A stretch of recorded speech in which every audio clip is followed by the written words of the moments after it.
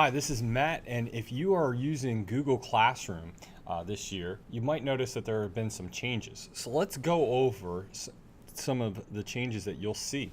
First of all, you'll notice that up the top, you still have the Stream tab, but you have this new Classwork tab, and the People tab replaces the Students tab. So Stream, what exactly is Stream? Well, Stream is a place where announcements are posted, and as you can see, anytime that something happens, you'll see almost like notifications that pop up on your screen. The Classwork tab is where the majority of your work is going to happen, where you can create what are called topics. Topics set up your class much like an online class, where you can do it by subject. I'm going to just do it by chapter, so I'll do chapter 2 right here and hit add. And what it does is it allows you to organize things according to topics. If you want to move those items, you just simply click on the 3 dots here, and then you can move to the top or you can move down. So the other thing that you should know is that the Create tab is where you can post assignments and questions, but there's a new feature called Materials.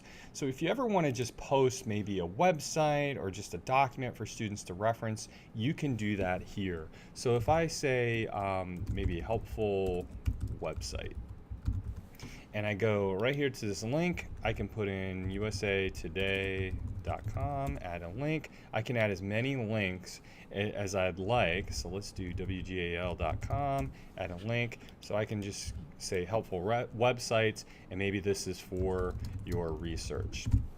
Just like most posts, you can schedule these posts to happen, or you can post them initially. One new thing that you should know is that you can classify it on a topic simply by choosing the topic feature here. And let's say that this is for chapter 1. If I hit post, it'll automatically post to chapter 1. If you want to change that and you want to say move it to chapter 2, simply edit your link, go right here, move it to chapter 2, hit save, and it automatically moves it down. So you have the topics feature and also the materials feature.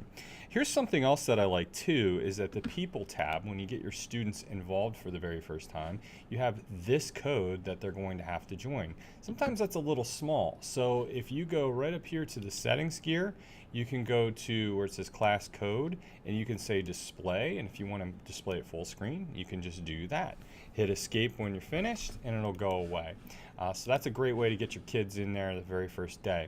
You can also add co-teachers simply by clicking right here above teachers and choosing or typing in the name of a teacher, and they can co-teach with you in that particular class.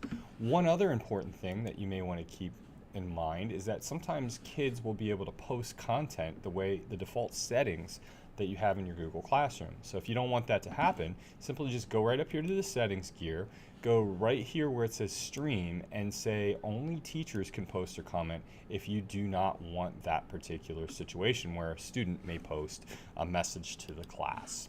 Those are a couple different ways to use Google Classroom, the new Google Classroom for the 2018-19 school year, and good luck.